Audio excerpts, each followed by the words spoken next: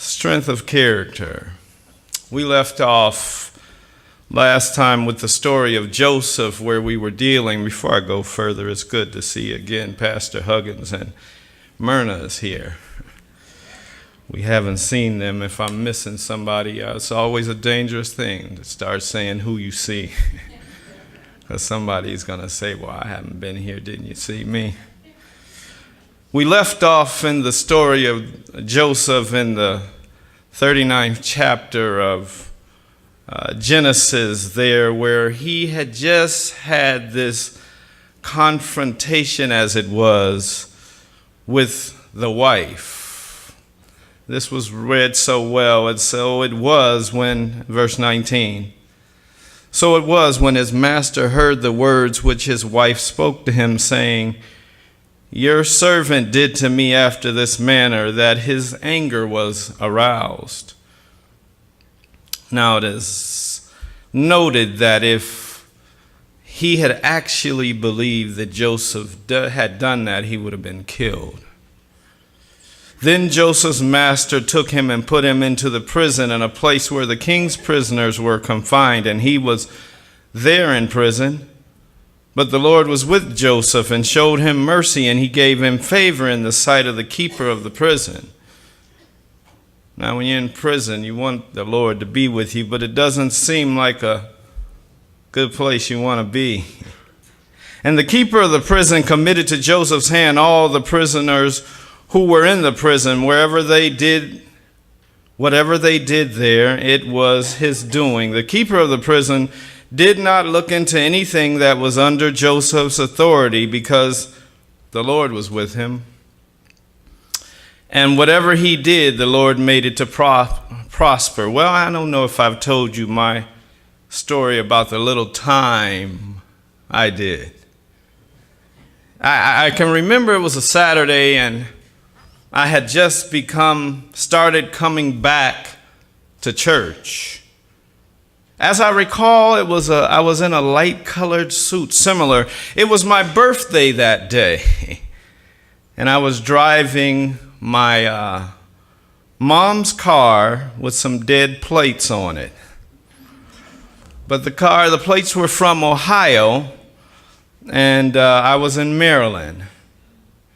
So most there did not know, but this particular Prince George's County police officer recognized that I hadn't made a trip down to get the registration updated. So he pulled me over, and I waited there.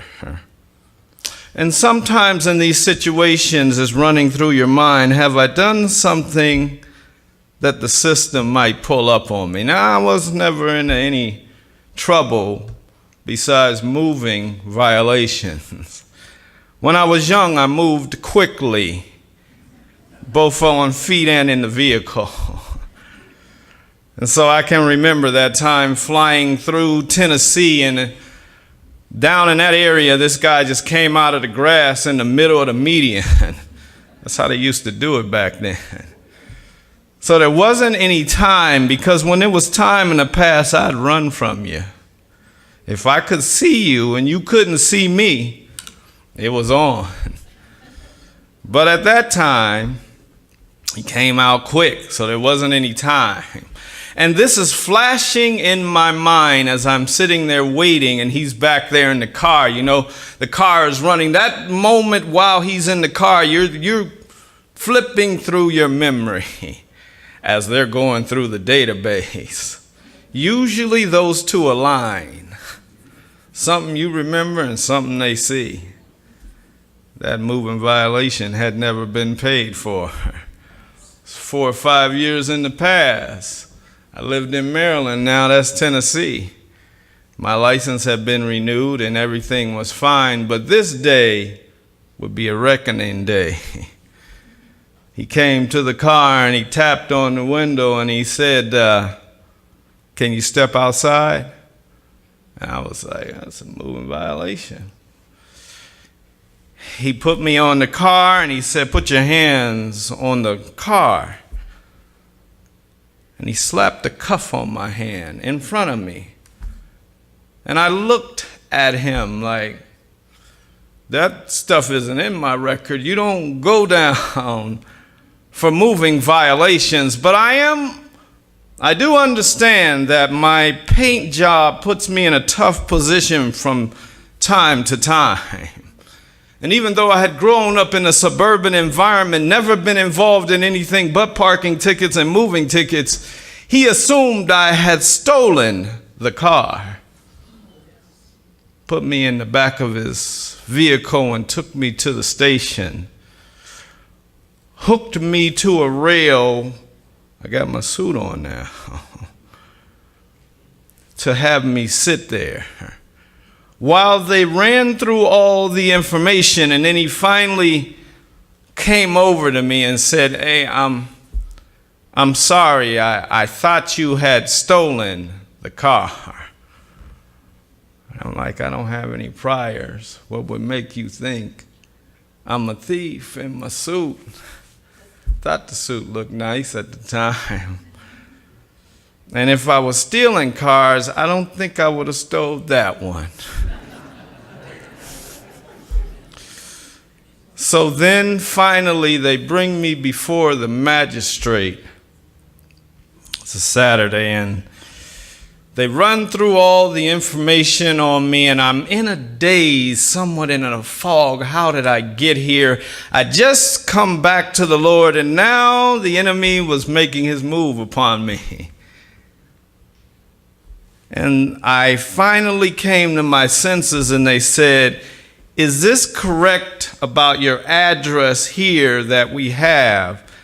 And I said, oh no, I've moved.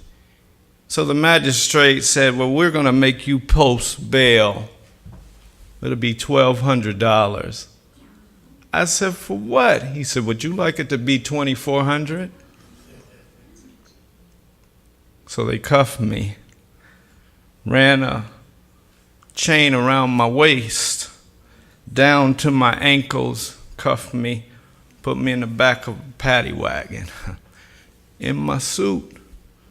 No priors, right? Took me down to Prince George's County Jail and put me in the jail. Most of the other guys did not have suits on. And I don't think they were on their way to church when they got picked up. Just me. As I sat there in my mind thinking of, how did I get here? Our justice system doesn't necessarily deal fairly. Amen. And like Joseph, I was in for something I never should have been in for. Nobody goes to jail for a moving violation. That's a fine. You go home, come back. Now, if I had failed to appear, maybe after that.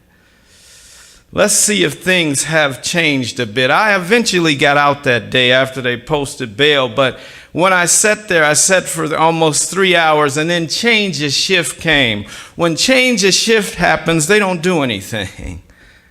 So finally they get me out. They fingerprint me, take a mug shot, moving violation. And finally I get bailed out about 6 hours later. Have things changed? Researchers have found that in 2015, 149 people were cleared for crimes they didn't commit, more than any other year in history, according to a report published Wednesday by the National Registry of Exonerations, a project of the University of Michigan Law School. By comparison, the year before, only 139 had been found not guilty. In 2005, there were only 61. Historically, this is a very large number for a type of event that we'd like to think almost never happens or just doesn't happen. Samuel Gross, a University of Michigan law professor who helped write the report. The men and women who were cleared last year had on average served 14 and a half years in prison for something they didn't do. Some had been on death row. all had been swept into a justice system that's supposed to be based on the presumption of innocence but failed. The high number of exoneration shows widespread problems with the system and likely points to a much larger number of false convictions that haven't been reversed, the report said.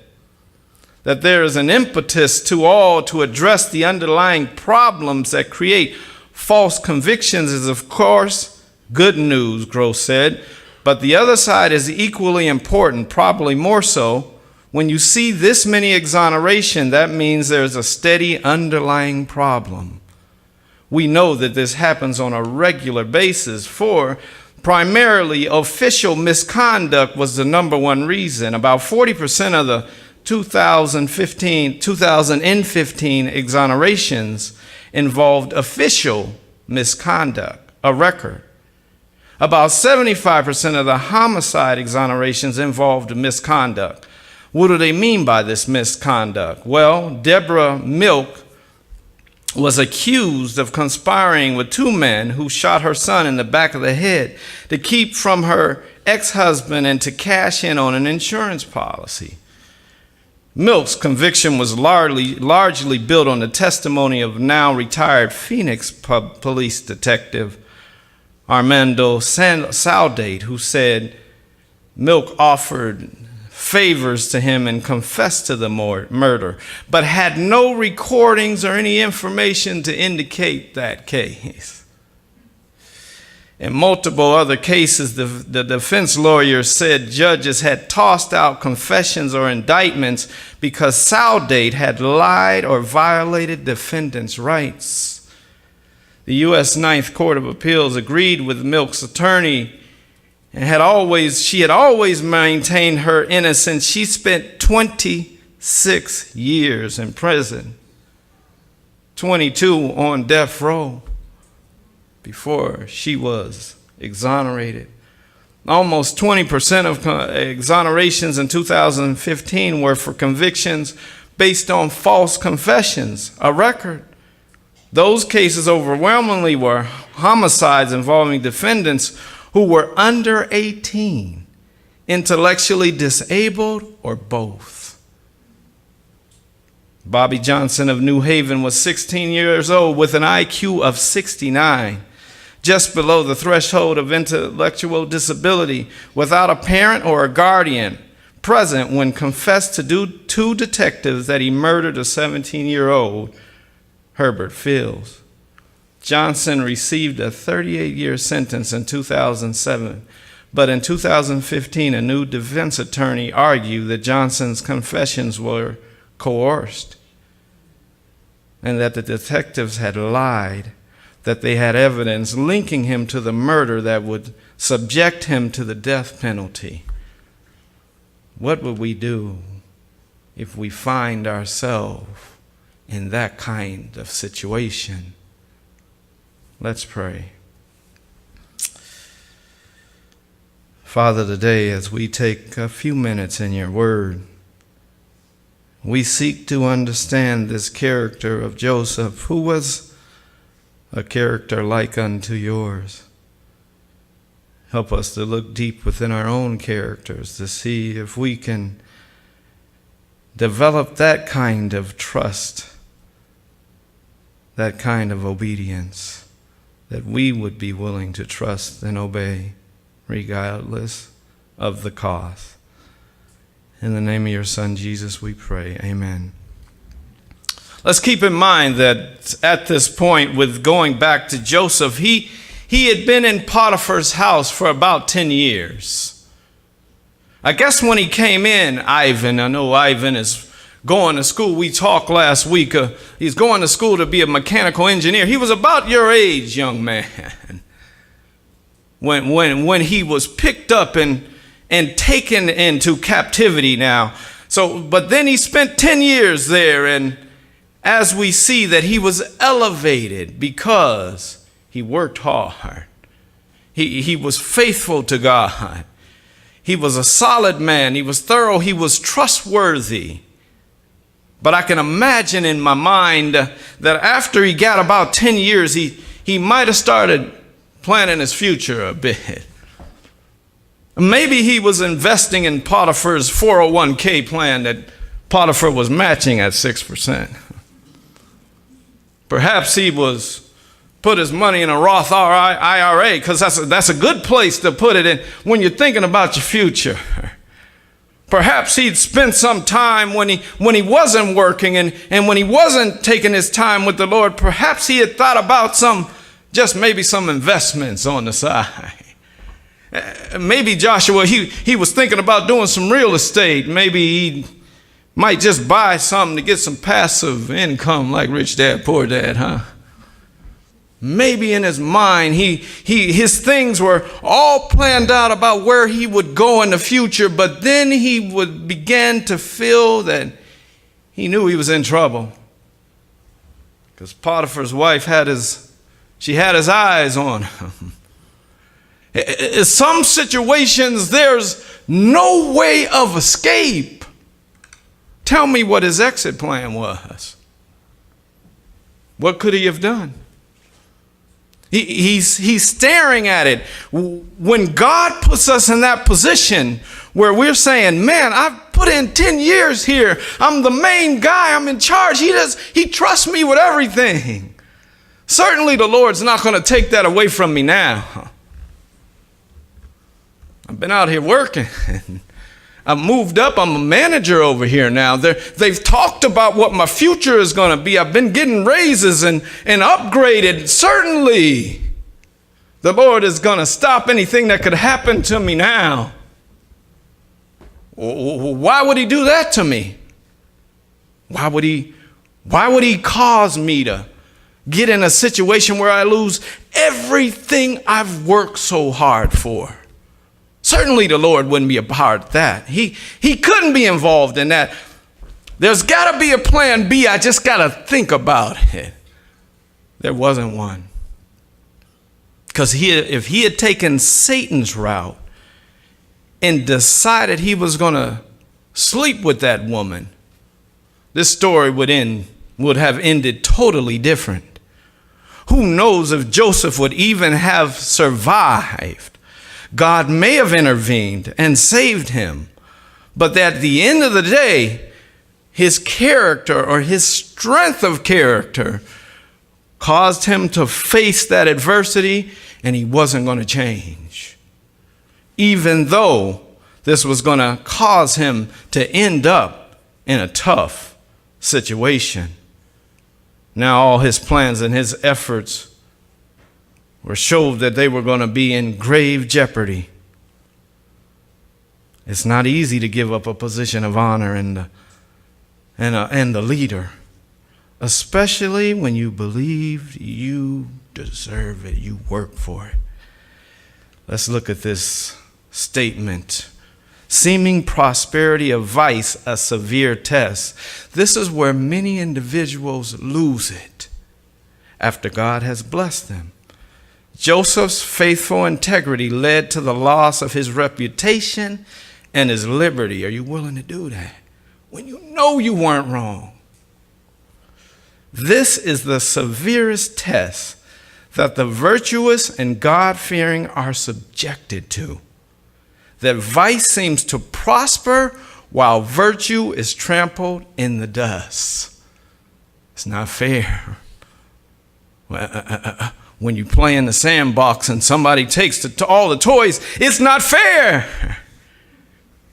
You've got to do what's right. I got in my mind that things have to be right. You got to treat me fair, don't you? The seducer was living in prosperity as a model of virtuous propriety, while Joseph, true to principle, was under a degrading charge of crime, the most revolting. Sitting in prison in this jail for a few, looking around at the other people who are in there. I'm out of place in this suit. But anyway, how would Joseph respond? I was frustrated by it. I was disenchanted. It's my birthday and I'm sitting in jail for something I never should have been in jail for. The system is getting me. Maybe I could buy into the why me syndrome. Joseph, going back to what it says about him, Joseph's religion kept his temper sweet and his sympathy with humanity warm and strong, notwithstanding all his trials. There are those who, if they feel they are not rightly used, become sour, ungenerous, crabbed, and uncourteous in their words and deportment. When things are not going well for me anymore, what's my response? Different from when they were giving me the raises and when everything's lined up and I got things I was about to do. I have things that have been planned in my future. Certainly God is going to honor my plans. His ways are not like our ways. It says they sink down discouraged, hateful, and hating others. But then it comes back and says, but Joseph was a Christian. No sooner does he enter upon prison life than he brings all the brightness of his Christian principles into active exercise. I didn't use my time in jail to witness. My head was hanging too low. What am I doing here? He begins to make himself useful to others. He enters into the troubles of his fellow prisoners. He is cheerful, for he is a Christian gentleman. Woo. God was preparing him under this discipline for a situation of great responsibility, honor, and usefulness. He was willing to learn. He took kindly to the lessons of the Lord. The lessons the Lord would teach him. He learned to bear the yoke in his youth. He learned to govern by first learning obedience himself. He humbled himself, and the Lord exalted him to special honor. We may not see how this thing is going to end up, but it is my requirement to remain faithful in the times of goodness and the times of when it's bad. When it doesn't look like things are going my way. Genesis 40 and verse 1 says it this way, and it came to pass after these things that the butler and the baker of the king of Egypt offended their lord, the king of Egypt. And Pharaoh was angry with his two officers and the chief butler and the chief baker. So he put them in custody in the house of the captain of the guard in the prison, the place where who was? Where Joseph was confined. And the captain of the guard charged Joseph with them, and he served them. So they were in custody for a while. Then the butler and the baker of the king of Egypt, who were confined in the prison, had a dream, both of them. Each man's dream in one night, and each man's dream with its own interpretation. And Joseph came into them in the morning and looked at them and saw that they were sad. Sometimes I can be so concerned about myself, I don't notice somebody else is dealing with something. He's in prison, unjustly put in there. He could have been in the corner moping the time, complaining his time away. He could have taken on the vices and the mindsets of those in prison. He could have picked up their language and their mindsets. But he didn't. He came in there as light, changing the whole environment that he was a part of. In spite of his situation, he, as it said, was a Christian. Are you one? He asked Pharaoh's officers who were with him in the custody of his Lord's house, saying, "Why do you look so sad today?" And they said to him, "We have had a dream, and there is no interpreter of it." So Joseph said to them, "Do not interpretations belong to God? Tell them to me, please." Then the chief butler told his dream to Joseph and said to him, "Behold, in my dream a vine was before me. And in the vine there were 3 branches. It was though it budded. Its blossoms shot forth, and its clusters brought forth ripe grapes. Then Pharaoh's cup was in my hand, and I took the grapes and pressed them into Pharaoh's cup and placed the cup in Pharaoh's hand. And Joseph said to him, this is the interpretation of it. The 3 branches are 3 days. Now within 3 days, Pharaoh will lift up your head and restore you to your place, and you will put Pharaoh's cup in his hand according to the former manner when you were his butler. Then he says these key words. He's trusting the Lord, but he says, maybe I can help him, but remember me. When it is well with you, please show kindness to me. Make mention of me to Pharaoh and get me out of this house. I didn't do anything. I was falsely charged. I'm here for no reason. For indeed I was stolen away from the land of the Hebrews, and also I have done nothing here that they should put me into this dungeon. Here's another statement. Hardships prepared Joseph for the exalted position. The part which Joseph acted in connection with the scenes of the gloomy prison was that which raised him finally. Oh, it looked like he was already there to me in Potiphar's house. But the Bible, or the spirit of prophecy, makes it clear otherwise, which raised him finally to prosperity and honor. God designed that he should obtain an experience by temptations, adversity, and hardships. You ready for that? To prepare him to fill an exalted position. Psalms 18:10 says, the name of the Lord is a strong tower. The righteous man runs in it and is safe. Amen. From another article that I read, it says the innocent prisoner's dilemma or parole deal is a detrimental effect of a legal system in which admission of guilt can result in reduced sentences or early parole. When an innocent person is wrongly convicted of a crime, legal systems which need the individual to admit guilt, for example, as a prerequisite step leading to parole, punish an innocent person for his integrity. Can you imagine? And reward a person for lacking in integrity. So some of you know when you get brought in, and even if you don't know, you maybe watch some of these legal shows. If you get brought in, they offer you a plea deal. That's tough when you know you didn't do nothing. What do? When you can't afford proper representation? That's why many are in jail today. You don't want the public defender. Many of them are public offenders.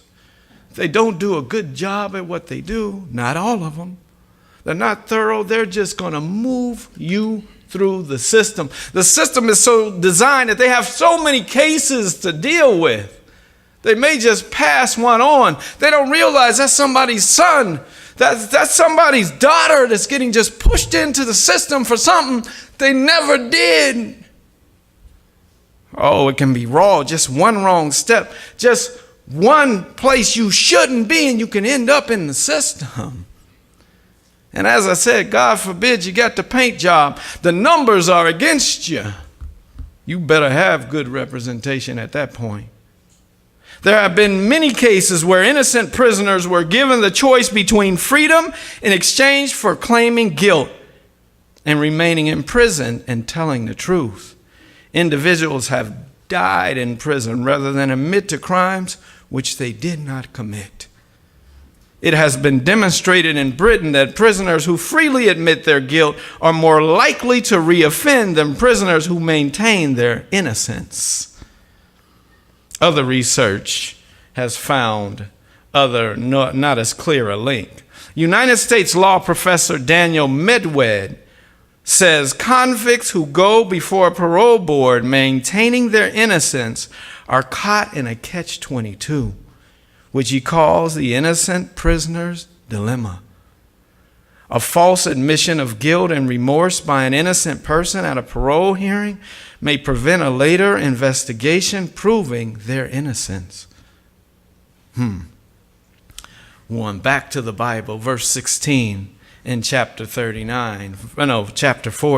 When the chief baker saw that the interpretation was good, He said to Joseph, I also was in my dream, and there were 3 white baskets on my head, thinking he's going to get the same result. In the uppermost basket were all kinds of baked goods for Pharaoh, and the birds ate them out of the basket on my head. So Joseph answered and said, this is the interpretation of it. The 3 baskets are 3 days. Now to me, this would be difficult to have this conversation with this man. And I have to believe, because he was a type of Christ, he did this with kindness and sincerity. The Bible doesn't use intonation to indicate how he said this. But I gotta believe him being a tender-hearted man. He didn't say it just like I'm reading it. These 3 baskets are 3 days. Within 3 days, Pharaoh will lift off your head from you and hang you on a tree. And the birds will eat your flesh from you. And it came to pass on the 3rd day, which was Pharaoh's birthday, he made a feast for all the servants. And he lifted up the head of the chief butler and the chief baker among his servants. Then he restored the chief butler to his butlership again and placed the cup in Pharaoh's hand, but he hanged the chief baker as Joseph had interpreted to them. Yet the chief butler did not remember Joseph. When you've done something for somebody that could be that important, you would think they would remember it, but forgot him. Delay can be difficult, and for many, it can be their undoing. Listen to what it says. Then it came to pass at the end of 2 full years. Talking about dementia. He forgot completely. 2 full years that Pharaoh had a dream, and behold, he stood by the river. Now, we don't know how long he was in there before he got to the 2 full years. So you don't know how much time may elapse in the event where you hold to your character. You can't necessarily see the end result of that. But do know that if you're faithful to the Lord, he's going to bless you. And if it's not great for you here, your reward is coming in heaven. For the Bible is very clear. Eye have not seen, nor ear heard, nor has it entered into the hearts of men the things the Lord has prepared for us. So we know we have that. But while we're on earth, we may still desire to get out. I'm not saying that you should just want to stay in there. Now, verse 8, now it came to pass in the morning that his spirit was troubled, the king, and he sent and called for all the musicians of Egypt and all its wise men. And Pharaoh told them his dreams, but there was no one who could interpret them for Pharaoh. See, the Lord already saw 2 years down the line. It's not time yet. You might think it's time right now while you're telling him, Joseph, remember me. And he did remember him, but not on his time. How long may I have to wait? And Pharaoh told them his dream, but there was no one who could interpret him to Pharaoh. Then the chief butlers spoke to Pharaoh, saying, I remember my faults this day, when Pharaoh was angry with his servants and put me in custody in the house of the captain of the guard, both me and the chief baker. We each had a dream, and he explains to them what happened and that he told the interpretation of it. But look at this about Joseph's character. Joseph is summoned to become before the king right now. They clean him up. He cuts his hair, shaves, puts on a nice pair of clothes, gets that prison garb off of him, and comes before him. He was faithful in both situations. Let's go back to Genesis 39, verses 1 through 6. Remember what it says about him. Now Joseph had been taken down to Egypt, and Potiphar, an officer of Pharaoh, captain of the guard, an Egyptian, bought him from the Ishmaelites who had taken him down there. The Lord was what? With Joseph. And he was a successful man. And he was in the house of his master, the Egyptian. And his master saw that the Lord was what? With him. And the Lord made all that he did to prosper in his hand. So Joseph found what? Favor in his sight, and served him. Then he made him overseer of his house, and all that he had he put under his authority. So it was from that time that he had made him overseer of his house, and all that he had, that the Lord blessed the Egyptian's house. For who? For Joseph's sake. And the blessing of the Lord was on all that he had in the house and in the field. Thus he left all that he had in Joseph's hand, and he did not know what he had except for the bread which he ate. You got to trust somebody to do that. Well, let's look forward and see what happens in prison, where we read. But the Lord was with, verse 21, but the Lord was with Joseph, showed him mercy, and gave him favor in the sight of the keeper of the prison. And the keeper of the prison committed to Joseph's hand all the prisoners who were in the prison. Whatever they did there, it was his doing. The keeper of the prison did not look into anything that was under Joseph's authority. Because the Lord was with him, and whatever he did, the Lord made it to prosper. Consistency. Joseph never wavered. When I look at words that would define Joseph, yes, consistent, steadfast, reliable, noble, trustworthy, fair, kind, genuine, honest, considerate, and on and on and on. Positives for this young man who went through so much. Some of you young people who may see that draw that can come from the world. I was guilty of it for a few years. Thinking it better, it isn't. Staying consistent and noble and thorough throughout all of it is much better. You don't have to try to clear some stuff out of your conscience you wish you never put there. You don't have to worry about it. But what's your record indicate today?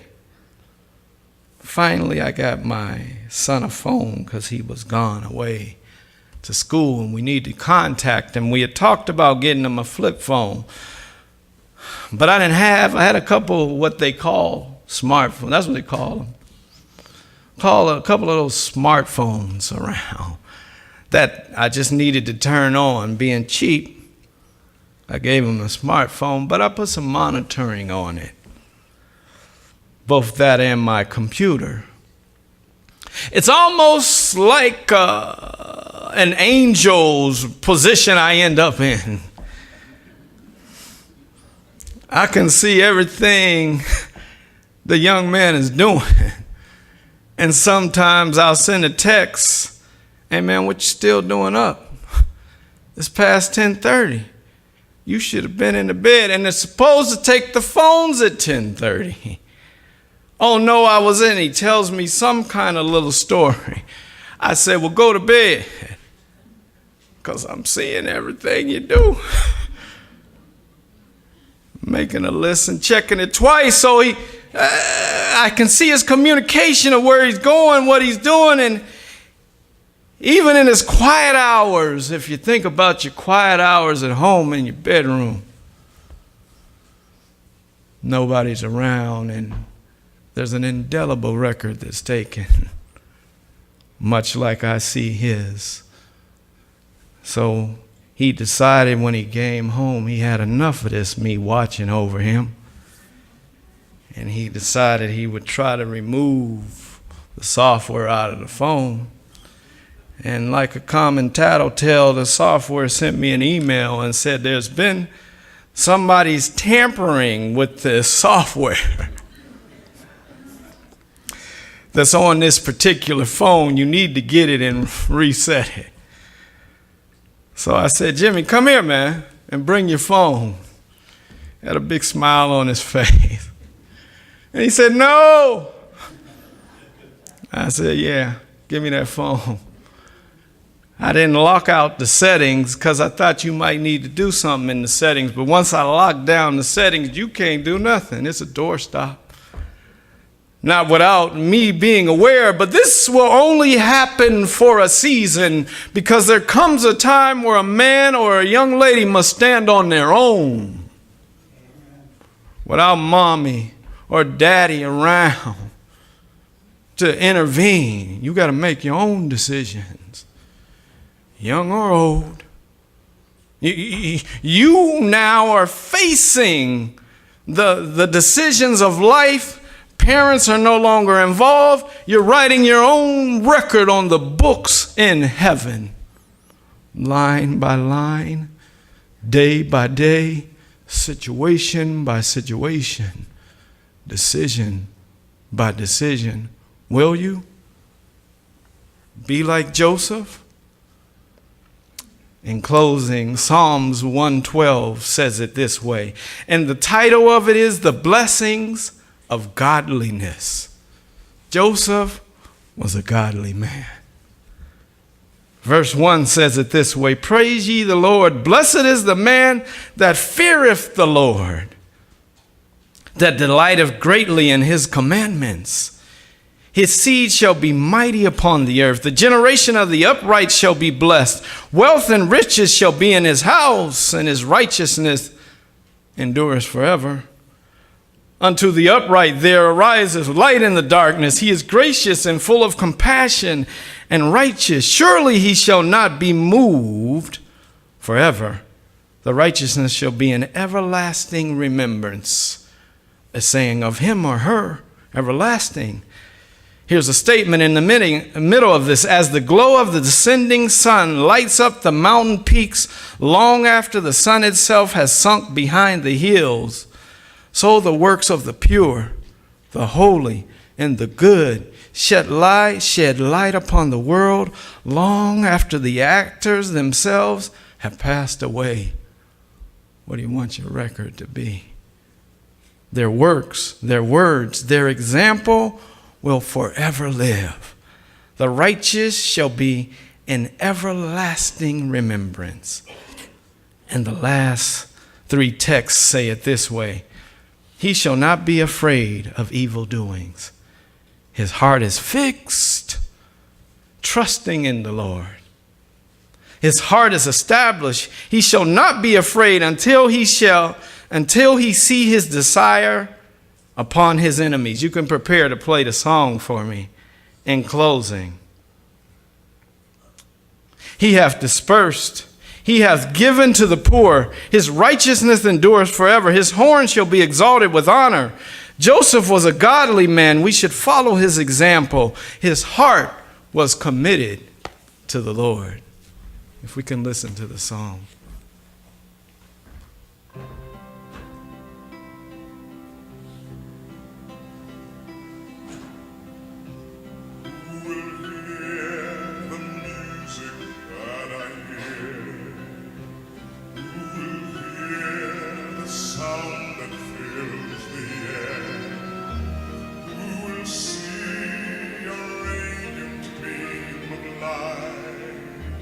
Dancing for a sun that warms the morning sky. Who will know the beauty of my earth? Sense the joy and wonder of its birth. Who will see the glory of the world that I have made?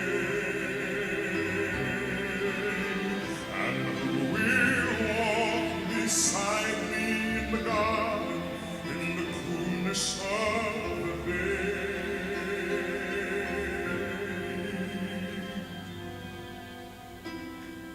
Creation's glorious song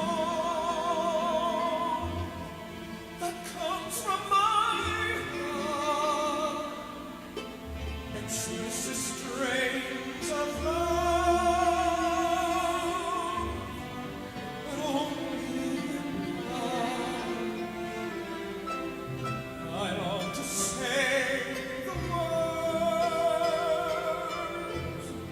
The words that are true.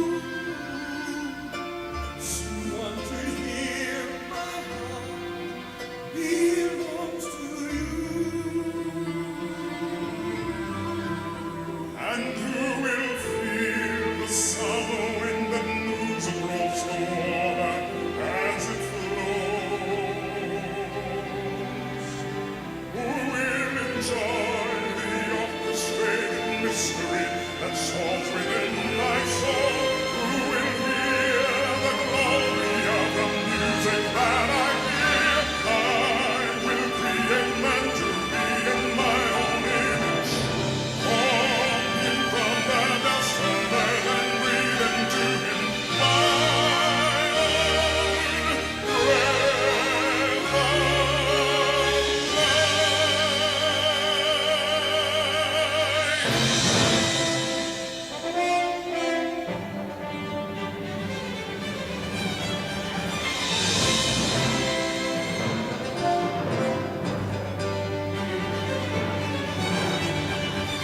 Lord, I hear you speak to me.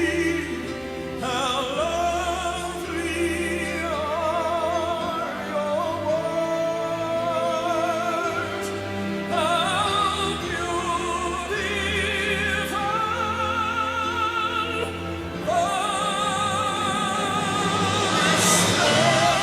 this paradise and all that you see could never match the joy when you're here with me. The message of my song will always be true.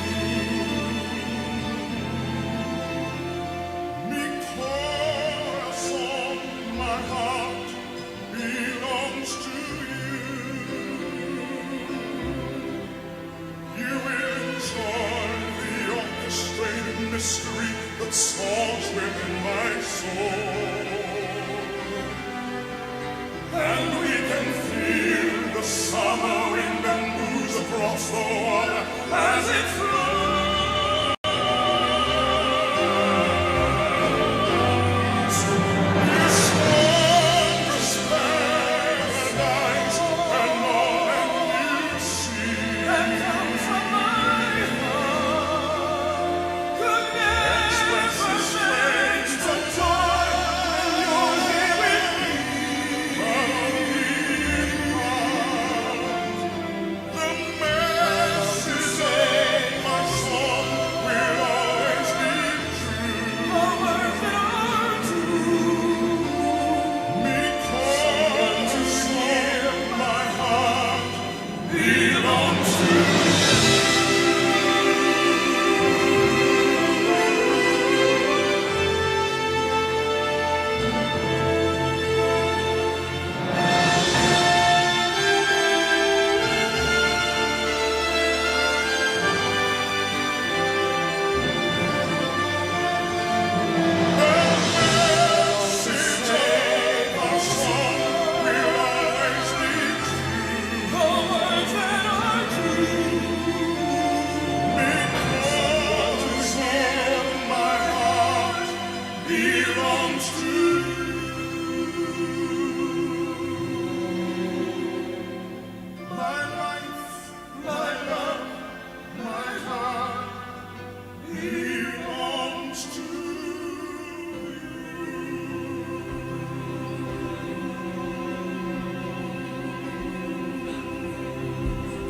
We can have the closing song.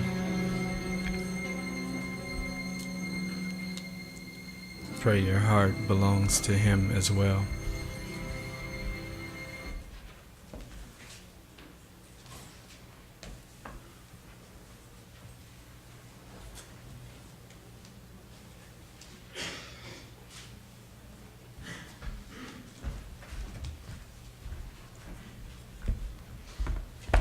Shall we stand and sing our closing song, 320?